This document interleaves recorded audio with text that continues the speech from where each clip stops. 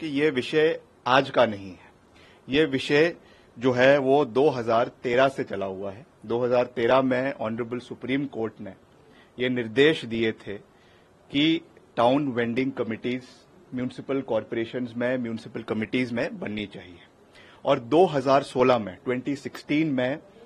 हिमाचल प्रदेश में जो है वो इस एक्ट को बनाया गया, जिसमें टाउन वेंडिंग कमिटीज बनाने का निर्णय सरकार ने 2016 में लिया था, मगर उसको काफी समय तक वो जो है एक्टिवेट नहीं हो पाया था। 2023 में 2023 में उस समय के जो चीफ जस्टिस थे हिमाचल प्रदेश हाई कोर्ट के, उन्होंने पीआईएल के माध्यम पे डायरेक्टिव दिए हिमाचल प्रदेश सरकार को कि इमीडिएटली टाउन वेंडिंग कमिटीज जो है उनको कॉन्स्टिट्यूट किया जाए, ताकि जितने भी स्ट्रीट वेंडर्स हैं प्रदेश के अंदर उनको बैठने के लिए डेजिग्नेटेड स्पॉट जो है वो उपलब्ध होना चाहिए। और हमने इस विषय को आगे ले जाने का कार्य किया। जो हमने बैठक करी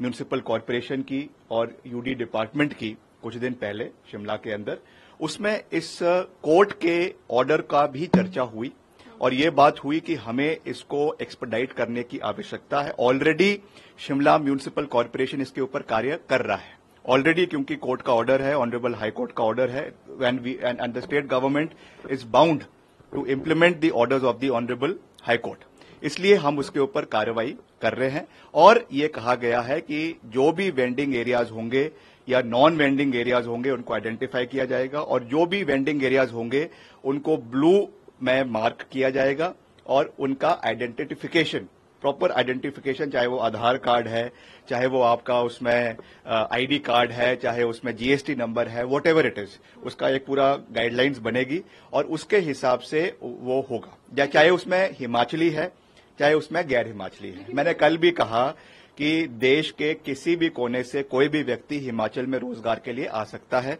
और हिमाचली भी किसी भी इलाके में रोजगार के लिए जा सकता है, मगर हमने ये कहा कि हम उसमें जो प्रदेश के लोगों के कंसर्न्स है with regard to hygiene of the food, अगर उसमें खाने के ठेले हैं, खाने के स्टॉल्स है, अगर कोई जो एक ड्रग्स का प्रचलन प्रदेश में बढ़ता जा रहा है उसको चेक करना भी सरकार का दायित्व बनता है, जिम्मेवारी बनती है। इसलिए हमने ये कहा है कि ये आइडेंटिफिकेशन होना चाहिए और जो भी इसमें वेरिफिकेशन हर व्यक्ति की इसमें होनी चाहिए according to the mandate of the honourable supreme court and the mandate of the honourable high court. लेकिन विक्रमादित्य जी, ये तो आपने कानूनी पक्ष बताया, तो कानूनी पक्ष, राजनीतिक पक्ष जो कहा जा रहा है कि दिल्ली में लीडरशिप आपसे नाराज है क्योंकि उत्तर प्रदेश में जब ये काम बीजेपी कर रही थी तो कांग्रेस कह, देखिए ऐसा है, ये मीडिया वालों की प्रचलन है कि कोई नाराज है। मेरा नंबर सबके पास है, अगर नाराज होते तो हमें इसके बारे में जानकारी होती, हमें तो इसके बारे में कोई जानकारी नहीं है। और कल हमारे जो इंचार्ज है हिमाचल प्रदेश के राजीव शुक्ला जी, उन्होंने भी कहा है, उन्होंने हमारी बात को रखा है कि हमारा इसके पीछे क्या तात्पर्य था और इसको किसी राज्य से जोड़ना जो है वो औचित्य नहीं है। It should not be seen in political light, it should not be seen in जो है इसको जिस राजनीतिक रंग देने की कोशिश करी जा रही है वो नहीं होना चाहिए। मगर ये जरूर है कि हिमाचल प्रदेश में जो कंसर्न्स प्रदेश के लोगों के हैं उसकी पैरवी करना ये हमारा दायित्व बनता है, हमारी जिम्मेवारी बनती है। And as a responsible person मैं ये कहना चाहूंगा कि इसको within the ambit of law, within the ambit of the orders of the honourable high court and the supreme court, इसको लागू करना स्टिपुलेटेड पीरियड ऑफ टाइम में जो हाई कोर्ट ने कहा है उसको सरकार आने वाले समय में, जो एक अभी बॉडी भी